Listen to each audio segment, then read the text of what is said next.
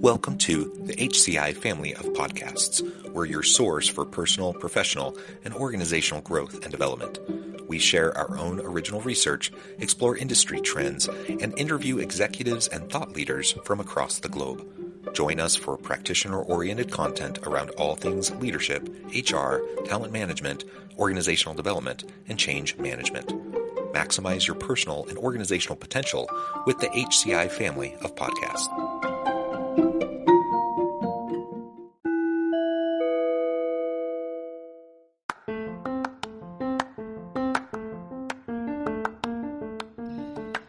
Welcome to the podcast. In this podcast episode, I talk with Ryan Niddel about why it is important to create internal systems that scale.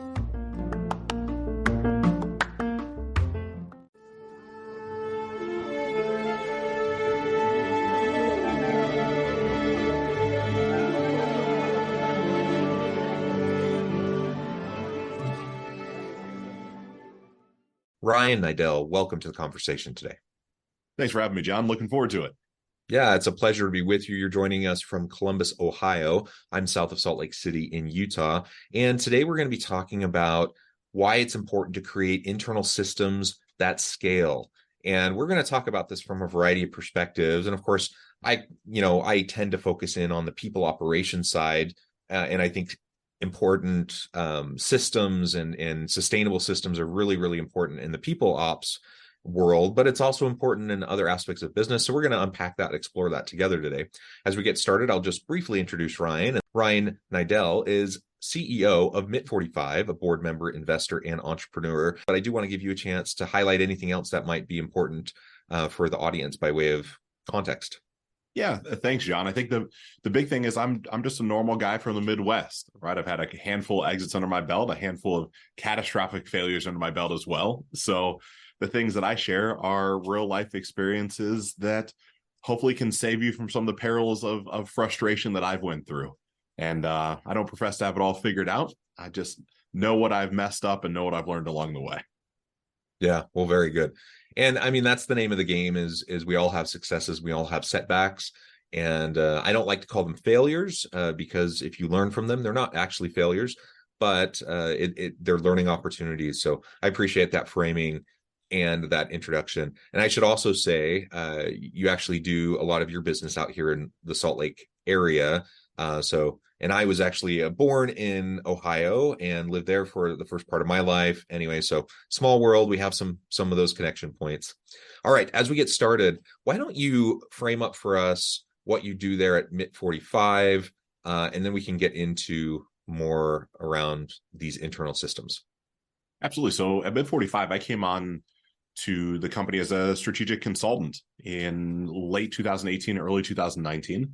The company was founded by two close friends, and I didn't know anything about Kratom, which is what MIT45 manufactures, sells, distributes, and quite frankly, don't know that I really cared. I call it the art and science of business more so than the actual business itself in most environments. And the company was, coming on the backside of maybe a $2 million revenue year, been around for 10 years prior to that point, and was good, right? Profitable. Nothing, the ceiling wasn't on fire, as they say. And yeah.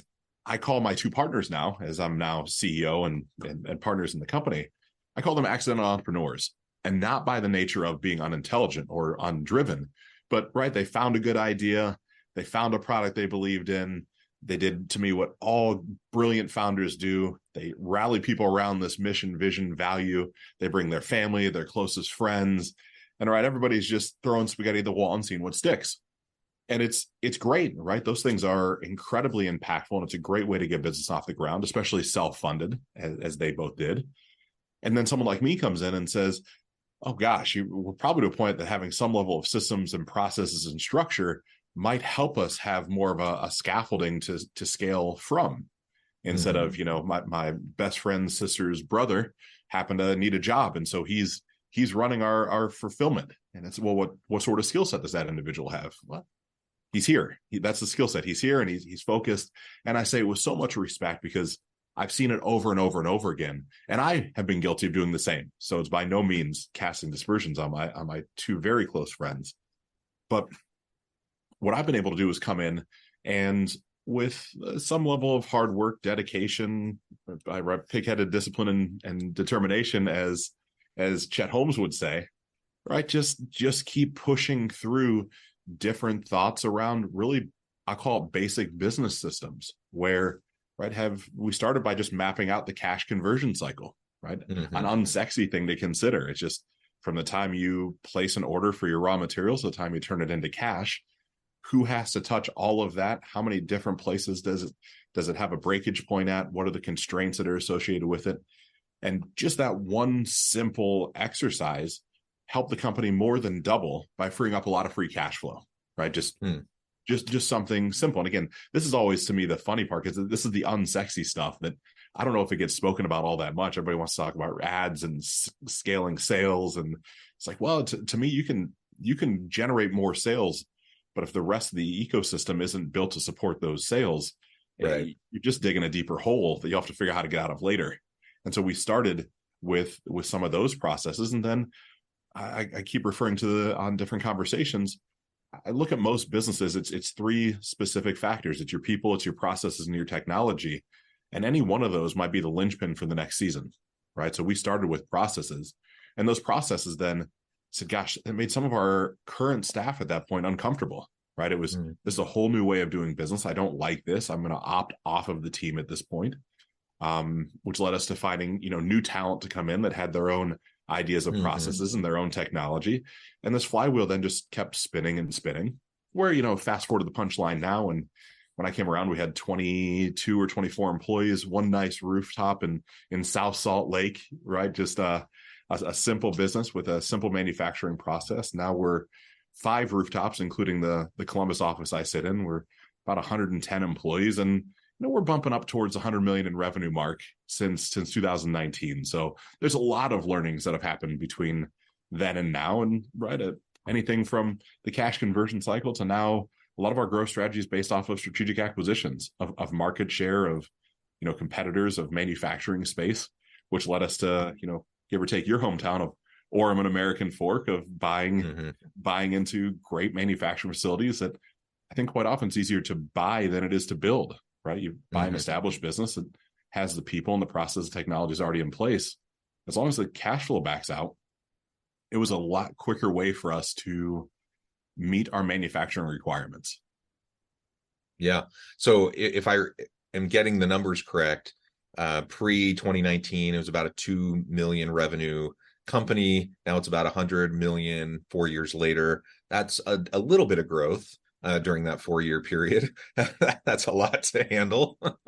And yeah, I mean, you're right. As you were laying out, what we often see in new entrepreneurial endeavors, you have either an individual, a solopreneur, or maybe a small team of people, in this case, a partnership. Great idea. It starts to take off. You're rallying people around you. All of that's really great for that initial startup.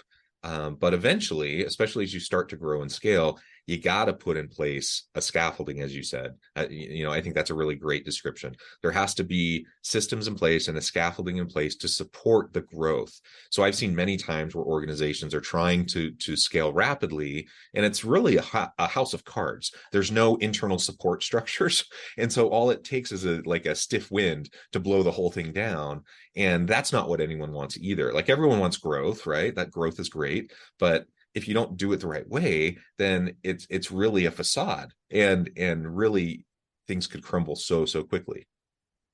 Well, absolutely, they certainly can. And I'll say, as we look at MIT 45 and kind of go back in a series of time, as I said, I had a pretty, I'll call it, for many people, might have been a catastrophic setback. Of I had sold a web hosting company and went out, started my own company, and I was rapid growth, pedal to the floor, no scaffolding, no systems, and look up after 18 months and I'm, shutting down the company, multiple 6 figures to have the company be folded up. And I'm essentially, I'll say, flat broke, right? I mean, rental properties in foreclosure, cars repossessed, like actually broke, not a little kind of broke.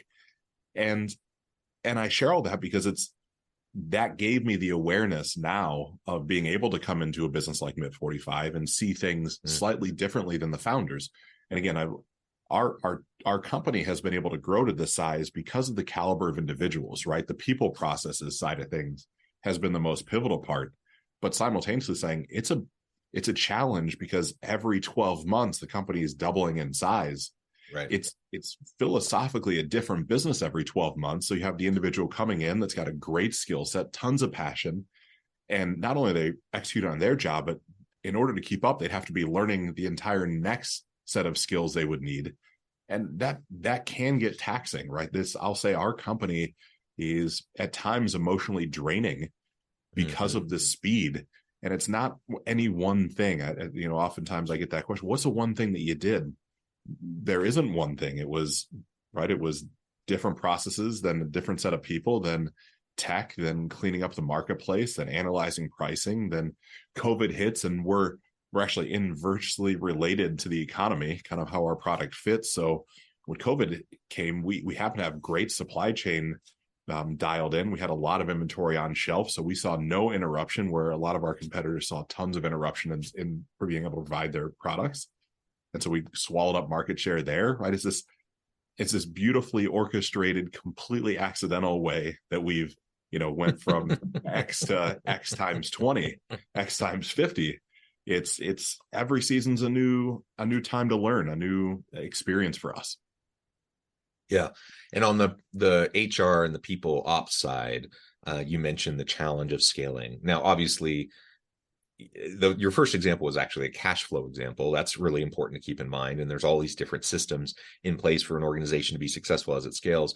But, as you're scaling and you're growing from a few people to now you have over 100 employees in a relatively short period of time, you're going from 0 to 60, right? Over the course of a few years. You probably had no sort of internal HR systems or processes, no policies, practices, procedures really that were in any way formalized. And so then you're trying to like build the plane while you're flying it, while flying it super fast, right? Because you're growing. And that's really hard. And you mentioned too, like just the turnover in people. Sometimes the startup team is great for that phase, but it's not the right team to move you forward into scaling. And that can be a really hard thing, especially like you said, if there's like friends and family involved. Those can be really, really hard decisions. But over time, you might need different skill sets. You need people who have different mindsets. And so there starts to be a shift there. But just navigating that process can be really messy. I know this was now maybe over a decade ago, but I was doing some work with a firm that was traditionally a family-run firm out of Salt Lake City, and for a couple generations, relatively they were successful, a couple hundred employees, and then they decided to take some infusion of capital, and they decided to go national. And over the course of a few years, they grew from a couple hundred employees to a couple thousand employees, from like a handful of locations to hundreds of locations across the country. And I mean, you can imagine the amount of strain that kind of growth and scaling has on the people involved. And obviously some people just choose to leave in that circumstance. Other people try to navigate it and just ride out the storm, so to speak. But there's almost no storm to ride out. It's like constant. And so when you were saying, it's emotionally taxing, it is, because, there's change fatigue. People, we're human animals that like some level of at least faux certainty, or like feeling like we have things figured out. And when things are constantly developing, constantly changing, we're constantly being asked to learn new things and to reskill and to upskill and prepare for a new future. That is hard for probably most people. Can you speak more to like how you've helped support people in your team as you've grown? And obviously you've added new people, you probably replaced some people, but you probably have a lot of the same people that have continued. And how do you support them as they're growing with the business? Yeah, John, I would love to say I have this part figured out, and it's what I'm currently focused on, is leaning more of my time into figuring more and more of this out. As I sit around and say what we've done, at least for the time being, is I'll say pseudo standardized the onboarding process, right? How do you, the request for hire, and what are all the check boxes someone has to check off before they can become employed? And unfortunately standardize the offboarding process as well, with great separation agreements for those people that are just, saying enough's enough. But in Mhm. that in between of how do you actually pour in, for me, it's become, I'll say, a hyper transparent organization where I'm not doing monthly recaps that are, I can call them all hands, but it's really, Loom videos because of the different locations. And I don't need to stop everybody, but I think when they have a clear sense of where we're going, why we're going there, what are some of the things that are coming around the corner, it certainly takes time for people to understand, at least in our organization, that I'm seeing things that are 12, 18, 24 months ahead. And so it's this nice back and forth, a yin and yang, a little bit of discussing, look, at some point in the near future, we'll all be under one roof, and one roof will be 120,000 square feet. And some of the issues we have of multiple locations might in fact go away. And saying, sharing that vision while simultaneously starting to tip into, here's the path and plan on how we get there, where the daily activities of the business are daily, right? That the team is focused on, are we producing X number of units today, this week? Are we generating X number of dollars in revenue? And it's that back and forth of, yes, we have to do these things. And yes, I'm also focused on something that's further down the road. And having just, I'll say, consistency, right? Bring EOS into our company was a big help. But now we're I don't say we're almost scaling past that, because I think that's a little bit of a challenging way to say it. But I see some things that for our particular situation, we like pieces and parts of the EOS system, that entrepreneurial operating system by Gino Wickman. And then we like pieces and parts of the OKR system. And there's some back and forth, and some brilliant pieces that I think there's a lot of, I call them breadcrumbs, that are laying around that we can pick up to get us to that next season. Because we're one of the things I'm consistently reminding our team of as well, while this is uncharted territory for us, it's not uncharted territory for business. Mhm. Right. There are businesses that have went through this time and time and time again, and we get to learn from them, and bring those lessons back, and bring those people back, and bring those trainings back, so that hopefully it's giving people that level of stability. And as well, John, we do some things that I think hopefully, I'll say, set us apart, where I think it becomes paramount for us to really show that we care about our employees, and what that care means to me, right, is the things that they might worry about, they don't have to worry about. Like we provide healthy meals for our employees, 2 to 3 meals a day if they want them, that are healthy, nutritious, give or take organic. We offer full not only health insurance benefits, not only for our staff, but for their extended family as well, with nothing out of pocket for them. Right? So deductibles are paid for. We have gym reimbursements. Like, we go really far into the fact of saying, look, I'm acknowledging that this is challenging. I'm not blind to the fact that this is exhausting, but here's a bunch of resources, whether it's psychiatrists, psychologists, external members that you can tap into, that we know nothing about, right? I certainly don't have any idea what's shared on those calls, but they're all there to support people saying, like, I'm really frustrated. Like, this is tiresome. It's, as soon as I figure my job out, my job is changing, and I don't like that. And it's just consistent communication to me, realizing we're all human, right? I also get frustrated that it's like, I can't just catch my breath, but simultaneously, I don't know that I even want to sometimes, right? It's frustrating and fun all in the same moment. I tend to be much the same way. Like, I get bored easily, perhaps, but that's part of it. Like, I like to constantly be doing new things. And so, part of it, I think, is maybe a personality or a dispositional difference between people, but I do think it can be learned also. I think change agility is something that can be built in and infused into a culture of a company. And you can make it more or less easy for people on your team to lean into the shifts and the changes that happen. And frankly, a lot of organizations do less. They actually make it harder.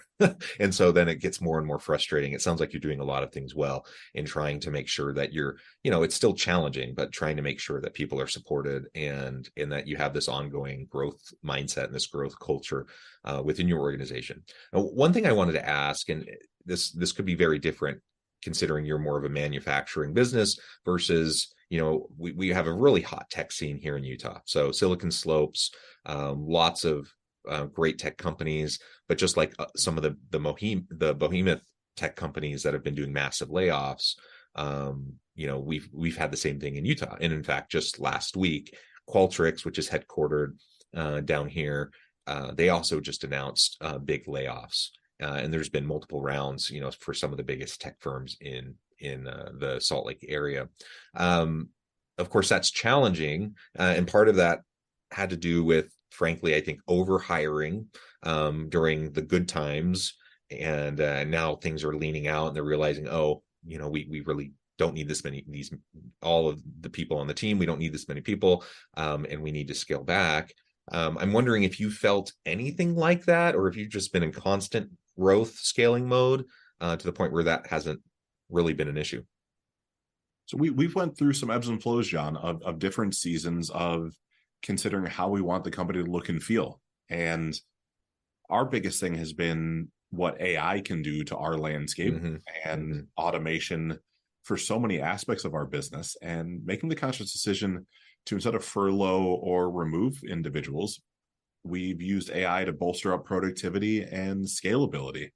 And so we run a pretty tight ship, I'd like to say, right? It's one of those things that, to me, a good business has pretty significant or specific financial ratios to pay attention to. And one of the underlying metrics we track is revenue per employee, which starts to really show that underlying current of, oh gosh, our revenue per employee, as funny as it sounds, is getting too high. That's probably indicative that we should start considering some more staff, because it's a lot for everybody to handle. Or if revenue per employee is getting too low, instead of, again, furloughing or putting people on the sideline, it's a little indicator that we need to pick up sales somehow, and we need to really consider what we're doing on that side. So there was one small season right before COVID where we had actually, as funny as this might sound, we become too good, not anymore, right? It was just that moment. We had manufactured too much product, and we had months and months and months of product on shelf. And I'm sitting there looking around saying, I don't need, the 27 people in manufacturing at that point. I would probably only need 12 or 15. And after seeing that, John, it was one of those things I just didn't ever want to have to do again. I didn't want to have to let people go for something that, again, should have a little bit of a linear progression to it. It should be rather predictable in our world. Again, not like the Adobes and the things that are out by you in Silicon Slopes. I mean, that's such a different landscape, but nonetheless, I'd like a people first organization. And I think that's one of those things that so many CEOs say they're people first until the rubber hits the road. And it's like, well, I'm going to let go of all these people because I want to make more money. And we're in a fortunate position to not have that be something we're going to consider anytime soon. Yeah, well, that's great. Ryan, this has just been a really fun conversation. I know at the time I need to let you go here in a few minutes, but before we wrap things up for today, I wanted to give you a chance to share with the audience how they can connect with you, find out more about your work, your team, and then give us the final word on the topic for today. Yeah, absolutely, John. So easiest way to get a hold of me is just RyanNiddel.com, RyanNiddel.com. Same thing with every social media handle, right? I tend to just share things that I'm up to. I don't know that I'm too inspirational or too motivational. It's more of, here's what I'm up to. Here's the lessons I'm learning. Here's maybe how you might want to apply it yourself. Same thing on that website. And as far as last words on our topic today, I think that every season of growth that I've went through in any business I've been a part of has actually required me to slow down for a minute and slide my chair back from the desk and consider the bigger picture. And in considering that bigger picture, it always reverts back to what's the constraints on the people, on the processes and the technology, and being able to decide where we want the company to go from that lens, create some pretty specific actionable items that are not always enjoyable, right? Some of these conversations are not enjoyable to jump into, but when you slide out of that chair for just a second and take that deep breath, rapid growth doesn't have to be completely exhausting. It can be fun at the same time. Yeah, well said. Ryan, thank you so much. It's been a pleasure. I encourage the audience to reach out, get connected, find out more about what Ryan and his team are up to. And as always, I hope everyone can stay healthy and safe, that you can find meaning and purpose at work each and every day. And I hope you all have a great week.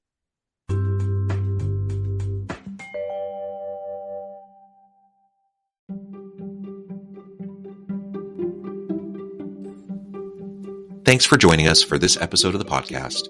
We hope you stay healthy and safe, and please join us again soon.